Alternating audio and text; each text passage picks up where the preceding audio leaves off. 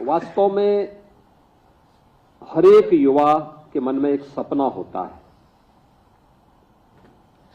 और उस सपने को प्राप्त करने के लिए वह अपने स्तर पर प्रयास करता है, एक स्वस्थ प्रतिस्पर्धा को आगे बढ़ाने का काम करता है। उस युवा के सपने को मंच देने का काम किसी भी लोकप्रिय सरकार को करना चाहिए। इस सरकार का दायित्व होता है, युवा प्रतिभाशाली होता है, ऊर्जा से भरपूर होता है, उसको सही दिशा मिल सके, वह राष्ट्र निर्माण की प्रवर्तमान अभियान का हिस्सा बन सके, यह किसी भी सरकार की जिम्मेदारी बननी चाहिए। लेकिन जब वही युवा भेदभाव का शिकार होता है, बेईमानी और भ्रष्टाचार की भेड़ चढ़ता है, यह क्षति केवल एक युवा की नहीं होती, राष्ट्रीय क्षति होती है।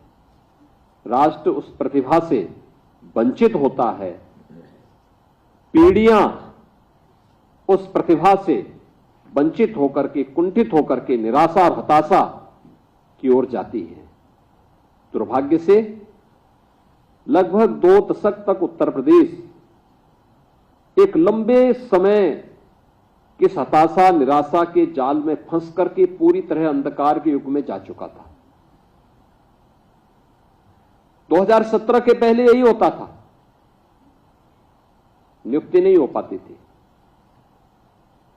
अगर नियुक्ति कहीं से आ भी गई तो उसमें बंदर बांट होता था।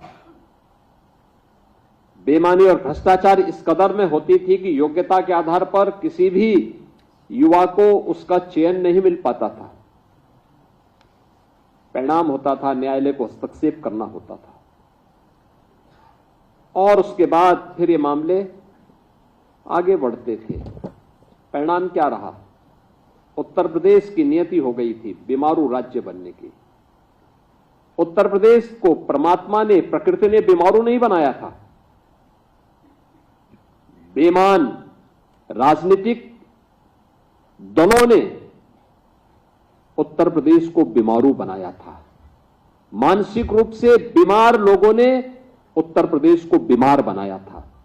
यह उत्तर प्रदेश अपनी प्रकृति से और प्राकृतिक संसाधनों से दुनिया का सबसे समृद्ध प्रदेशों में से गिना जाता है, लेकिन यहां की बीमार मानसिकता की राजनीतिक दलों ने, सत्ताधारी दलों ने उत्तर प्रदेश को बीमारू राज्य की श्रेणी में ला करके खड़ा कर दिया था।